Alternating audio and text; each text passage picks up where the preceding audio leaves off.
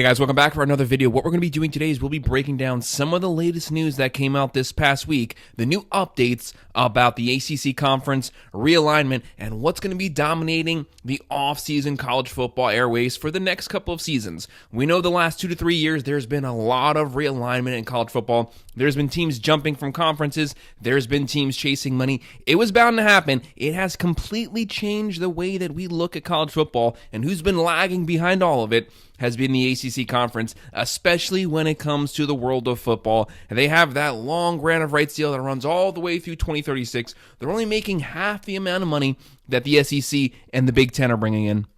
So that's forced a couple of their largest brands to explore the possibility of leaving the ACC conference, ditching them, forgetting regional college football, and trying to shop to where they can make the most money to try to catch up with the other largest brands in football. That led Florida State and Clemson to both file lawsuits in their state against the ACC conference, and especially about breaking that grant of rights deal. But guys, first things first, make sure to hit that like button, make sure to subscribe. If you have any comments, please drop them below and I will respond to every single one of them. When it came to the grant of rights, the ACC conference has that TV deal with ESPN, runs through 2036 as of right now. It's a $4.8 billion deal in total that was signed all the way back in 2016, a 2-decade-long TV contract. When the ACC first signed it, they thought that it showed some longevity. It would solidify a foundational piece for the conference teams to get some money long-term.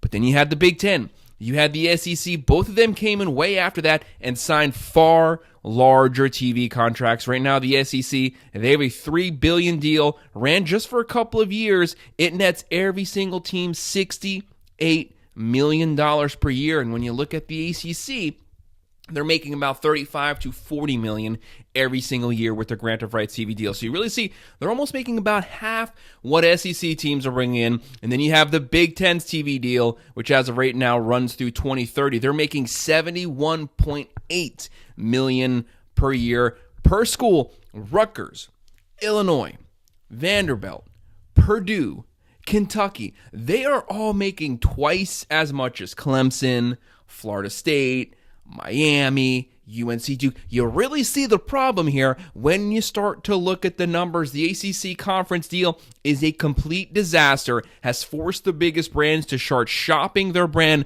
unofficially because they can't legally do that while they're still bound by their contract. But when Florida State and Clemson signed that lawsuit over, as of right now, there was a lot of words, a lot of rumors of what the buyout was going to be. Some people were saying $600 million to buy out of that contract right now. So they were trying to get that amount reduced so that they could try to shop to the Big Ten or potentially to the SEC as well. Well, as of right now, the new news is the ACC has renegotiated the buyout to leave the ACC early. Basically pushes things all the way down to the 2031 season, where it shows that at least this conference is probably going to stay together through at least the 2030 season. Right now, the buyout. If you try to buy out after 2031, well, during the 2031 season, it's going to drop down to $75 million. That's from $500 million right now. So you definitely see how $75 million might seem like a lot to you, might seem like a lot to me, but to these football teams, it's actually not a lot of money, because if you think about it, as of right now, under the current contracts, they're making $35 to $40 million less per season than SEC and Big Ten teams. So they'd make that money back in 2 years.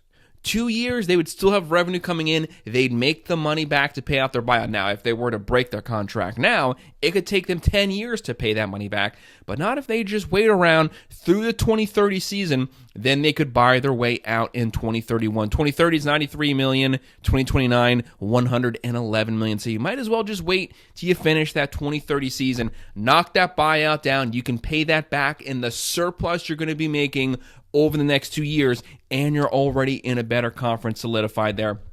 But every year you wait, you are technically losing $35 to $40 million. I blame the ACC. The writing was on the wall. These other conferences were expanding. They were signing short-term deals. The ACC wanted to lock up a long-term one, took a massive discount, and it is going to mean the end of the ACC conference at some point. It might have been kicked down the road, but it will happen at some point. They're going to have to pay for that really stupid 2-decade-long contract that they signed that put them behind anyone. Now, teams might say that when their contract is up in 2036, they might be able to sign a new contract that'll put them closer to the SEC and Big Ten. Let's say they make $50 to $60 million per year, and the difference isn't as large. Well, think of it like this. As of right now, the Big Ten's contract is going to end in 2030. They're going to be making more. They'll have gone through 2 or 3 contract extensions and upgrades by the time that the ACC's one and first contract ends. So by that point, by the time that the ACC gets to 2036, Big Ten schools will probably be making $80 to $90 million, and the SEC's contract ends in 2034. They'll probably be making $75 to $85 million, and then the ACC's hoping to get 50 to 60, still putting them 30 to 40 million behind the Big Ten and the SEC. They just don't have the brands to do it. They refuse to be aggressive and realign early on. I was saying years ago they should have went after a lot of these teams. They did nothing, and now they're technically reaping the consequences of that. But the bigger picture that I see here, if Florida State and Clemson do indeed leave after the 2030 season, Miami has to go. Miami has to jump ship. They are as big of a brand to me nationally as those teams. They came in number 2 last year in total views in the ACC. They produced a Heisman frontrunner. They're going to have the number 1 draft pick in Cam Ward. They have to shop. If they leave, UNC, football dominant school, they have to start looking at options. They have a basketball school, but they have a football program that's long been held down. If they get that football program going, that's going to be a team you want to watch. They have the academics, they have the recruiting ground, and they have the facilities to actually field a very competitive football program. And then you have other good brands out there. Virginia Tech, Louisville, Duke, basketball powerhouse. There's a lot of good programs. SMU is starting to come back to that 80s form. They could be nationally relevant. You have a lot of good brands still in the conference, but to me, if Clemson and Florida State leave, the next schools I could see dropping would be Miami and then UNC also jumping ship and trying to find a new home somewhere else as well. One other consequence that I see to all of this, and I've been saying it time and time again, all these other schools, they're watching what's going on in the contract negotiations. When the SEC added Oklahoma and Texas, the Big Ten was watching. They went out. They took Oregon. They took USC. They started grabbing pieces because someone else was making moves. The SEC, the Big Ten, the Big 12, they're all watching what the ACC is doing with their new conference. They're going to be watching how it develops. And who's also watching it is their largest brand schools as well. Georgia, Alabama, Florida, Ohio State, Michigan, Penn State, USC, Oregon. They're all watching what's going on in the ACC's TV contract, and they're starting to say, well, hold up a second. If they're making more, the way that these teams can make more under their new contract in the ACC is they'll get paid on viewership and success. If they make the postseason, they can make up to 10 to 15 million more per season. So if they're making 40, they might bump that up to 55, which makes the gap a little smaller with the ACC and Big Ten schools, but it's not enough to stay in there. It's just enough to buy you a couple time till you finish 2030, and then you break that contract and jump ship. But as of right now, let's say the Buckeyes, who led college football in viewership this past season, they're going to start saying, why do I make as much as Rutgers? Why are we splitting revenue? Why do I make as much as Northwestern? I should get paid more.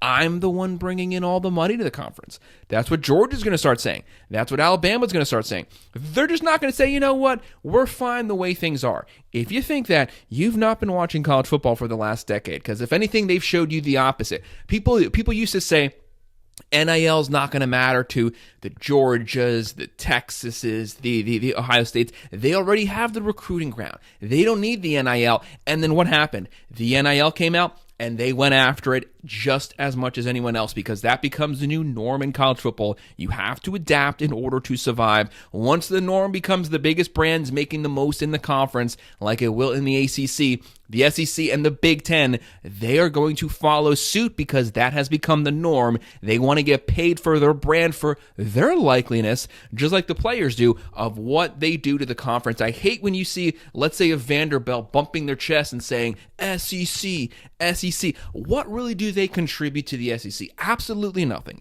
If anything, they just take from the SEC. So why do they make as much as the Alabama Crimson Tide? Why does Northwestern make as much as the Buckeyes, as the Oregon Ducks, when they don't contribute anything football-wise? At some point, they're going to start breaking that up, and then we're going down a really dark road, but it is what it is. That's what's happened to college athletics.